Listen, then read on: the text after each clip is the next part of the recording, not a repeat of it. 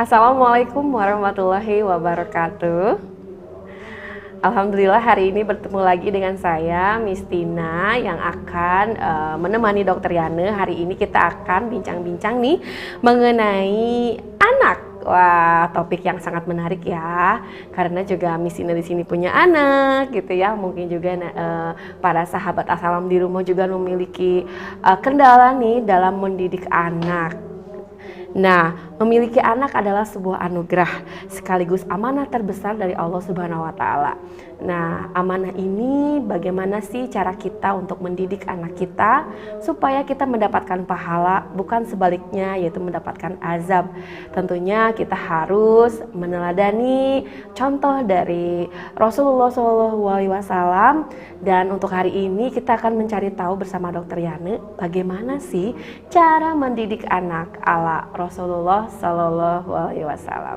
Hari ini Dokter Yana juga lagi merangkap nih jadi sebagai pakar mental kayaknya ya untuk hari ini. Karena kita juga harus selalu mempersiapkan mental kita ya dalam mendidik anak. Bukan hanya memiliki anak saja, membesarkan anak saja, tetapi juga kita harus memperhatikan tumbuh dan kembangnya anak kita seperti apa.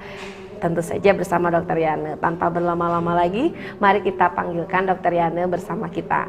Assalamualaikum warahmatullahi wabarakatuh, Dokter Yana. Waalaikumsalam warahmatullahi wabarakatuh, Miss Tina. Jadi pengen ketawa ini. Kenapa sih Dok tiba-tiba pengen ketawa? Tadi sebagai pemerhati mental, sebagai praktisi kesehatan mental, ya harus ya kesehatan mentalnya harus diutamakan kesehatannya. Jadi selain kesehatan fisik, juga kesehatan mental berpengaruh tentunya ya Dok ya. Betul. Apalagi dalam mendidik anak. Kalau Miss Tina tuh di sekolah di TK Assalam selalu bilang kepada orang tua bahwa sekolah untuk anak itu ada, salah satunya TK Assalam, tapi sekolah untuk jadi orang tua ada enggak? Iya betul sekali. Itu yang sulit. Maka dari itu hari ini kita akan belajar bersama-sama dengan Dokter Yana. Jadi stay tune terus di sini di Assalam TV ID untuk membahas mengenai cara mendidik anak ala Rasulullah. Baik, Dokter Yana. Gimana nih Dokter? Aku mau tanya dulu deh sama Dokter. Kalau Dokter Yana sebenarnya punya anaknya berapa nih? Kita tanya dulu ya, boleh ya? Jadi kenalan dulu nih ya. Makin kenal makin sayang. Iya dong. Alhamdulillah anak saya diberikan oleh Allah, diberikan amanah dan anugerah yang terindah. Ada dua, Miss Tina. Alhamdulillah. Yang pertama laki-laki, yang kedua adalah perempuan. Sejodoh ya. Jadi sejodoh sama Miss Tina juga ya. Iya, kebetulan Miss Tina juga punya dua. Alhamdulillah. Nah itu lulusan Assalam loh. Alhamdulillah ya. Dari PG-nya, TK-nya, SD-nya itu Assalam. Ngomong-ngomong sedikit mengenai Assalam, memang Dokter Yana jangan sampai kelewatan PPDB dari playgroup TK Assalam, SD Assalam, SMP Assalam, MTS Assalam, MA Assalam, SMA Assalam, SMK Assalam itu sudah dibuka. Jadi kalau misalnya masih ada yang masih pusing mau masukin anaknya kemana, atau nanti mungkin zonasi ya nggak masuk, atau mungkin jalur yang lain tidak masuk, nggak usah khawatir. Mangga boleh langsung bergabung dengan Yayasan Assalam bersama unit pendidikan yang tadi sudah Miss Tina sampaikan. Iya, Masya Allah ya. Gitu. Gimana? Tentunya kalau ingin memilih sekolah Islam yang berkualitas dan berpengalaman yang lebih dari 70 tahun nih, mungkin ulang tahun minta lagi kita ya. Assalam ya. Jangan segan-segan pilihlah Assalam. Insya Allah berkah dunia akhirat. Amin, amin ya robbal alamin. Nah, ngomong-ngomong tadi berkah dunia akhirat, berarti kan ya Dok ya, untuk menjadi seorang ibu, seorang ayah atau pasangan orang tua yang mendidik anak, tentunya kita harus mempunyai tujuan gitu ya Dok ya dalam mendidik anak-anak kita. Gimana sih Dok Rasulullah ketika di zamannya memiliki anak dan memberikan teladan kepada kita untuk mendidik anak itu seperti apa sih Dok? Ya, Masya Allah, Miss Tina ya, kita memang judulnya sesuai dengan judulnya ya. Jadi cara mendidik cara Rasulullah SAW mendidik anak. Ya, jadi ternyata ada beberapa literatur, ada hadis juga dan pendekatan dari Al-Quran mengatakan bahwa cara mendidik Rasulullah itu ternyata ada 7 metode. Ya, ada 7 metode. Saya sambil baca juga. Yaitu 7 metode mendidik anak. Yang pertama yaitu metode cara dengan keteladanan. Ya, kedua yaitu metode menasehati. Jadi ada caranya tuh menasehati seperti apa. Kemudian ketiga adalah metode bersikap adil. Ya. Seperti apa? Kemudian keempat metode memenuhi hak-hak anaknya. Ya. Ya, kemudian kelima adalah metode mendoakan. Kemudian yang keenam yaitu metode membimbing anak untuk berbakti kepada orang tua. Ya, birrul walidain ya. Kemudian yang ketujuh baru metode menghindarkan anak untuk mencela atau memaki, mencela atau memaki siapapun ya, mau diri sendiri, keluarga, orang tua maupun masyarakat sekitar. Nah itu metode yang diajarkan oleh Rasulullah sebagai mendidik secara Rasul tadi ya. Ya. Gitu. Berarti ada 7 langkah nih, 7 metode yang bisa ayah, bunda dan sahabat asal praktekkan di rumah masing-masing. Teladan dari Rasulullah SAW. Kita breakdown aja kali ya dok ya. Yang pertama nih keteladanan, seperti apa sih dok keteladanan yang harus kita lakukan kepada anak-anak kita? Ya betul sekali Miss Tina. Yang pertama di mana-mana keteladanan itu pasti adalah orang tua. Ya. Karena setiap detik, setiap saat yang begitu dibukanya mata seorang bayi itu terlahir di muka bumi ini pasti yang dilihat adalah orang tuanya. Ya. Ya, jadi otomatis orang tua itu untuk menjadikan suri tauladan, dia ada penggabungan antara orang tua yang betul-betul menjadi role model. Role model si anak itu, kedua adalah akhlak yang karimah ya, akhlak yang karimah akhirnya dengan dua orang tua yang role modelnya baik, kemudian akhlakul karimahnya juga luar biasa, akan menjadi suri tauladan untuk anaknya ya. Jadi itulah Mistina, jadi harus menjadi role model seorang anak ya, itu utama yang secara keteladanan ya. Selanjutnya dok, untuk menasehati ini kadang-kadang tricky juga ya menasehati anak, apalagi anak-anak zaman now gitu ya dok ya. Mereka itu ketika kita nasihati pasti akan bertanya lebih gitu. Kenapa aku nggak boleh kayak gitu? Emangnya kenapa gitu ya?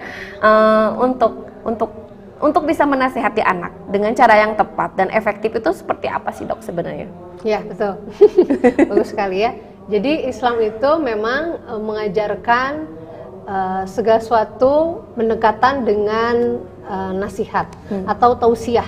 Jadi nama lain tausiah atau nasihat adalah tadi ya tausiah. Jadi tidak jauh, tidak lepas dari nasihat itu sendiri. Nah pada saat kita menasihati otomatis harus disesuaikan dengan satu psikis orang tua harus disiapkan dulu dong. Betul. Ya, karena pada saat kita menasihati anak itu tuh Mistina yang akan bersinggungan adalah psikisnya, bukan fisik.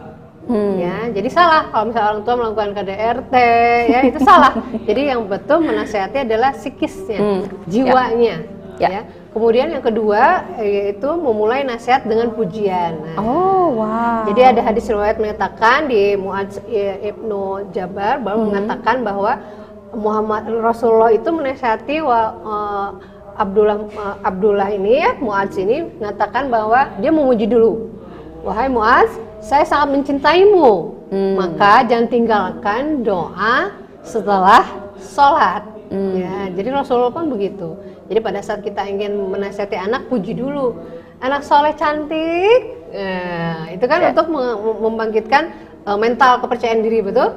Anak soleh cantik, makannya dihabiskan ya. Anak soleh dan cantik, kalau nonton TV di belakang ya, jadi biar nggak deket-deket TV ya. Anak hebat luar biasa, kalau makan tuh pasti habis ya. Nah itu ya, itu adalah menasihati harus ada pujian di sini. Nah, itu tips-tipsnya. Kemudian yang ketiga, nah ini yang utama, beda usia, beda juga cara menasihati. Ya, jadi ada pendekatan, tadi kita sempat ngobrol sebelumnya, tadi pendekatan di surat Al-Luqman ya, mengatakan, kemudian ada beberapa juga hadis riwayat mengatakan bahwa anak itu ada 4 tahap misalnya. Jadi nasihati sesuai dengan tahapannya. Jadi tahap pertama adalah 0 hingga 6 tahun. Ya, di mana di usia 0 sampai 6 tahun itu misalnya jadikan anak kita sebagai raja dan ratu, betul? Mau apa dikasih, betul? Kemudian selalu diberi kasih sayang luar biasa, perhatian yang luar biasa, bahkan tidak pernah lepas dari mata kita ya, dari 0 sampai 6 tahun itu ya, ada lagi lucu-lucunya. Iya, jangan sampai kelewat aja. Betul, jadi itu betul-betul jadikan mereka sebagai raja dan ratu ya. Tapi tetap dinasihati dengan sesuai dengan kata-kata yang membuat mereka nyaman tadi ya, dengan pujian seperti itu. Kemudian yang kedua adalah usia 7 sampai 15 tahun ya. Nah, itu di usia itu jadikan anak sebagai jadikan anak sebagai tahanan. Coba Mestina. Waduh, gimana nih konsepnya nih dok, tahanan seperti apa nih yang dimaksud? Betul sekali. Kenapa sebagai tahanan? Jadi ini tujuannya untuk mendidik anak agar disiplin dan tanggung jawab. Ya, kamu makan jam segini, jam belajar jam segini. Jadi sudah ada aturan. Ya, ada aturan ya. Bangun tidur jam segini, untuk sholat dan sarapan, mandi seperti ini, berangkat sekolah seperti ini. Nah, ini sudah ada aturan. Kenapa tahanan? Karena dia disesuaikan dengan waktu dan jamnya. Dia sudah menjelang maghrib harus sudah di rumah, gitu kan? Menjelang menunggu maghrib kita mengaji, gitu kan? Nah, itu artinya betul-betul udah dididik di usia segitu untuk adanya kedisiplinan dan tanggung jawab. Penting banget ya dok. Penting banget karena itu tahapan fondasi yang awal sekali di 0 sampai 6. Betul. Dilanjutkan dengan tahapan selanjutnya. Betul. Nah, setelah 15 tahun bagaimana nih dok? Kemudian tadi kembali lagi ke tadi selain kedisiplinan tadi mendidik kita untuk anak kita untuk sholat kan? Tentu saja ya. Betul, karena ada perintah Rasulullah bahwa pada saat kita di beberapa hadis Rasulullah, pada saat anak kita di usia 7 tahun belum atau meninggalkan sholat, maka boleh kita apa Mestina? Mungkin sedikit ada kontak fisik ya dok ya? Iya, memukulnya. Tapi ingatkan pukulnya di tempat-tempat yang tetap nyaman untuk anak, yang masih tidak mengganggu untuk konsentrasi dan lain-lain. Biasanya di bagian mana nih dok? Nah, biasanya untuk secara psikis juga itu bisa di tangan, punggung tangan ya. Di punggung tangan atau di bokong. Yang ada bantalannya ya? Yang ada bantalannya, punggung tangan atau bokong. Jangan sampai wajah itu usahakan dihindari, karena itu sangat mengganggu sekali secara psikisnya juga ya, gitu. Itu tadi sampai ke umur 15 tahun. 15 tahun. Nah, setelah itu tahap ketiga yaitu dari usia 15 sampai 21 tahun. Aduh, 21 tahun mah ini mah kayaknya udah harus mandiri ya dok ya. Nah, jadi di usia 15 sampai 21 tahun jadikan anak sebagai sahabat.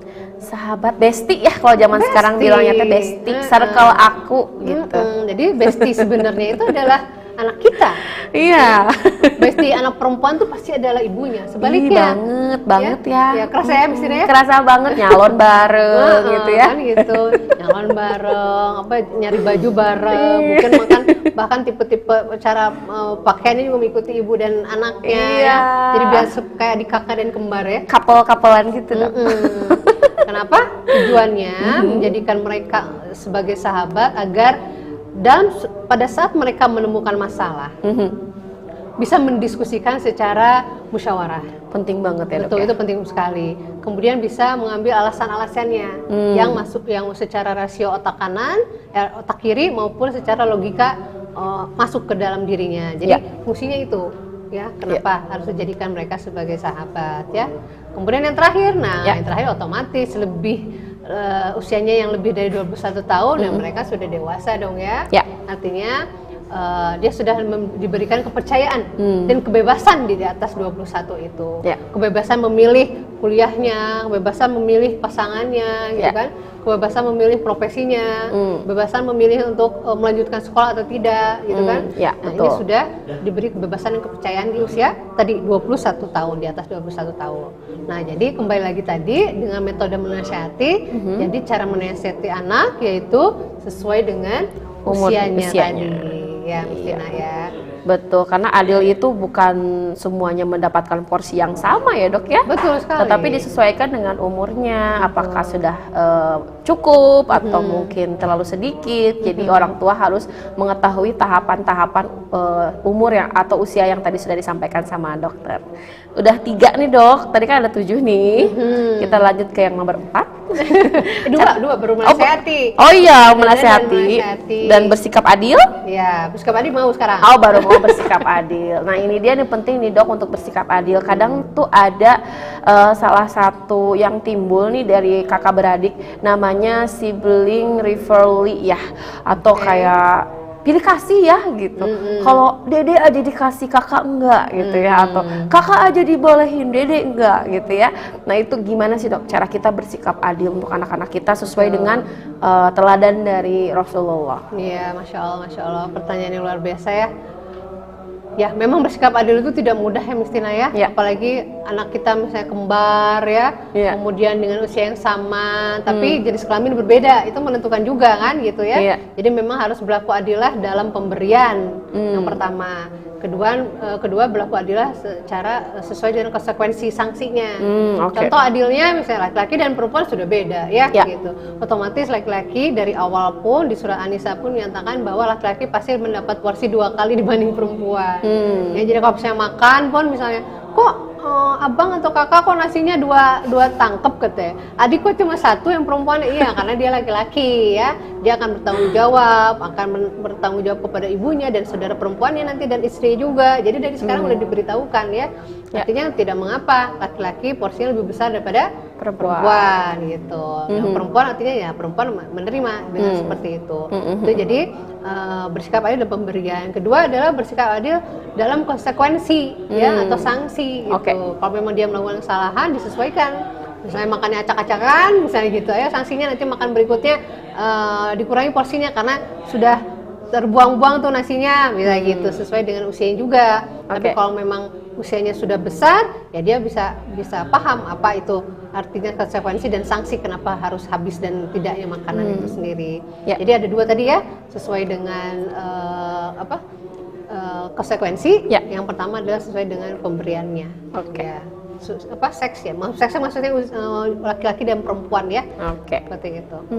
Jadi berbeda ya dok, bersikap adil untuk anak perempuan dan juga bersikap adil untuk ke anak laki-laki. Tadi diberikan porsinya 1:2, kalau anak perempuan 1 porsi, mungkin ya kalau anak laki-laki kita bisa beri lebih gitu ya, karena dia mempunyai tanggung jawab yang lebih gitu ya dibandingkan perempuan.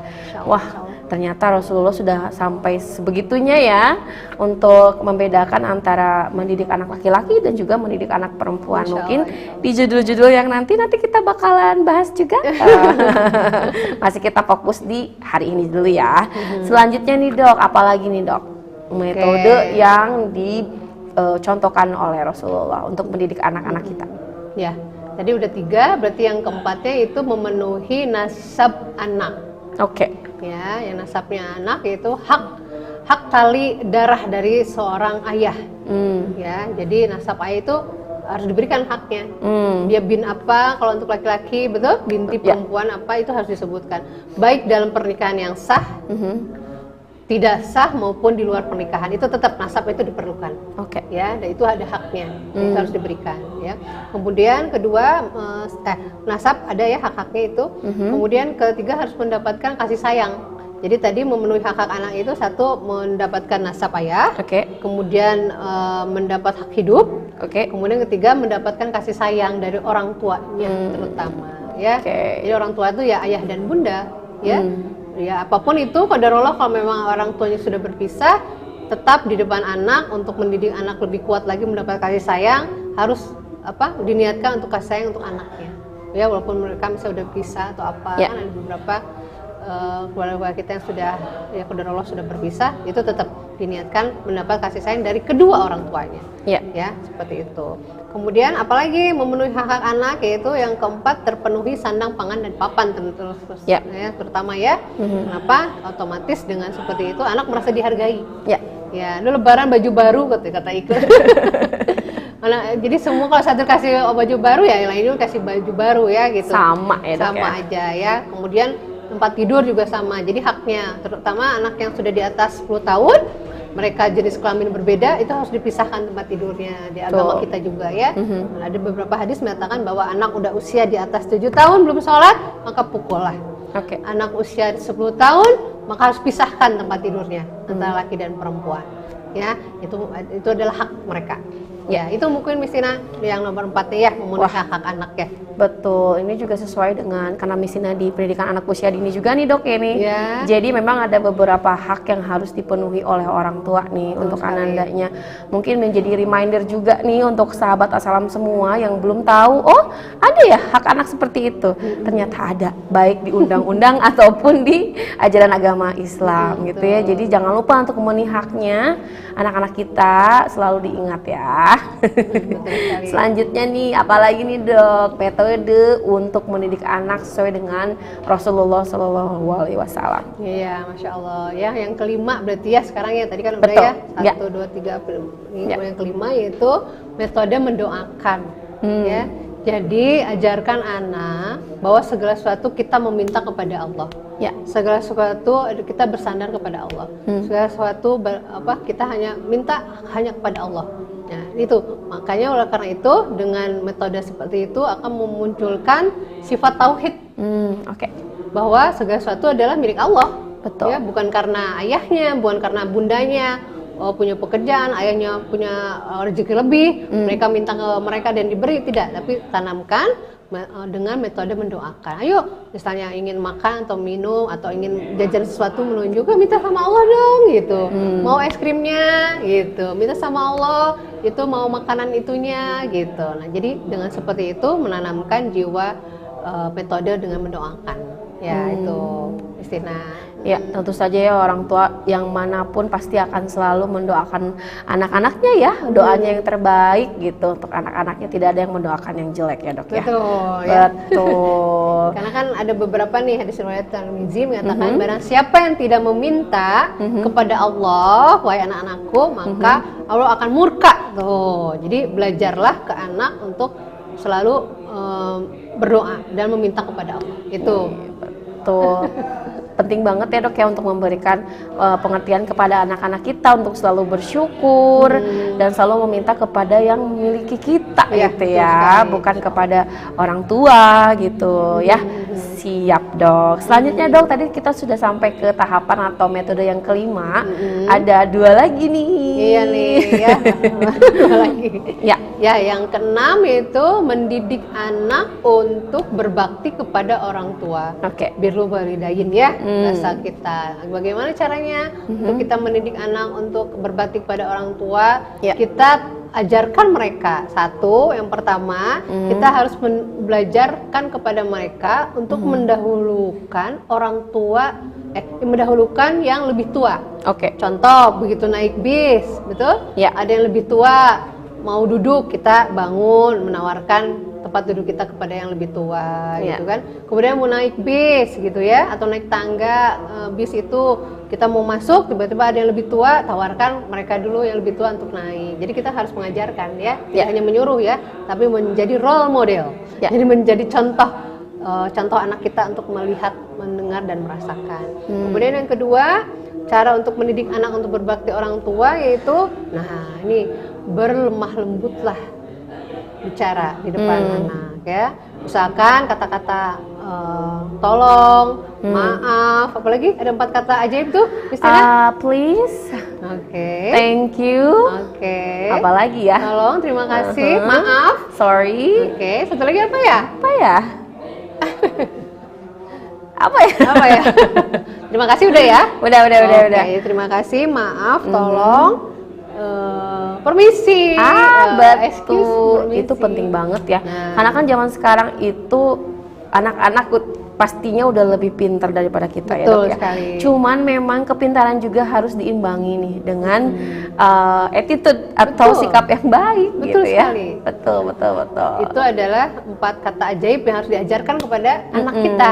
Tadi apa aja tadi? Ada say please atau tolong, thank you atau bilang terima kasih. Kemudian tadi permisi ya. Permisi, dan satu lagi adalah maaf. Nah, ini kadang suka orang tua kadang gengsi ya kalau harus minta maaf kepada anak tuh, merasanya nanti wibawanya akan turun atau anak pasti nggak akan percaya lagi kepada kita gitu. Padahal sebaliknya, ketika kita mencontohkan kepada anak untuk meminta maaf, maka anak pun akan melakukan hal yang sama gitu ya. Iya, betul sekali ya. Jadi ya itu tadi kembali lagi ya, mestinya role model. Role model orang tua, anak ada orang tua. Bagaimana anak kita mudah meminta maaf kepada kita, sedangkan kita saja tidak mau minta maaf kepada anak. Udah tahu kita salah, misalnya ya gengsi banget, gengsi gede orang tua ya. Karena mempunyai figur otoriter yang kuat, jadi gengsinya besar. Oke deh. Selanjutnya nih dok, yang terakhir, yang ini belum selesai. Jadi mendidik anak untuk berbakti orang tua tadi baru dua tuh. Mendahulukan orang yang lebih tua, kemudian berbicara dengan lembut dengan 4 kata ajaib tadi. Ketiganya, nah ini mendoakan orang tua selepas sholat. Wah, jadi selalu kita mengajarkan mereka lebih firli wali Allahumma firli wali daya ya. Kemaru itu selalu diajarkan kepada mereka pada saat kita sholat. Mau contoh, kita mendoakan kepada orang tua kita, insya Allah anak-anak kita ikut mendoakan kita nanti pada saat kita sudah tiada. Masya Allah. Gitu. Ya. Itu 3. Kemudian yang keempat, nah bagaimana lagi sih caranya mendidik anak untuk berbakti pada orang tua? Yaitu keempat, mulailah mengunjungi rumah-rumah orang tua, ya, baik orang tua kita, kakek nenek maupun tetangga kita yang usianya lebih tua atau dituakan. Nah, dituakan, kita mengunjungi mereka dengan mengajak anak kita. Nah, itu mendidik anak untuk berbakti kepada orang tua. Kemudian yang kelima apa lagi? Nah, kemudian merawat orang tua yang sakit. Ya. Jadi kalau misalnya orang tua kita sakit, nauzubillah min dzalik ya, nah, orang tua kita sakit, nah kita bersedia untuk merawatnya. Otomatis anak-anak kita melihat kita bagaimana merawat orang tua. Insya Allah anak-anak kita nanti suatu saat kita, walaupun kita nggak mau sakit ya, mestinya pastinya pengen sehat, paling tidak dengan telepon, dengan apa mereka peduli dan empati kepada orang tuanya tentu terutama ya. Nah itu. Kemudian yang ke berapa nih? 1, 2, 3, 4, 5, 6. Nah, menghibur orang tua. Penting banget ya. Nah, bagaimana caranya anak kok bisa jadi menghibur orang tua? Nah, sebaliknya pada saat anak sedih, anak hebat. Jadi kalau anak sedih jangan oh kamu sedih ya, nggak apa-apa sedih gitu kan. Tapi kita hebat, nangis boleh sebentar aja. Setelah itu kita tetap bahagia ya gitu. Iya. Jadi harus bisa menghibur orang tua, caranya hibur dulu anaknya ya.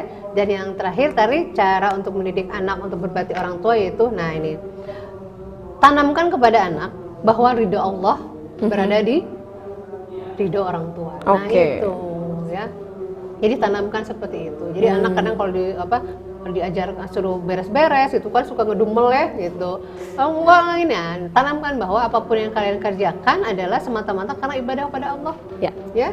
Allah ridho jika ayah bunda ridho loh sama adik abang gitu kan, sama kakak dan adik. Nah itu harus ditanamkan bahwa ridho Allah berawal dari ridho orang tua. Wah, itu Mestina.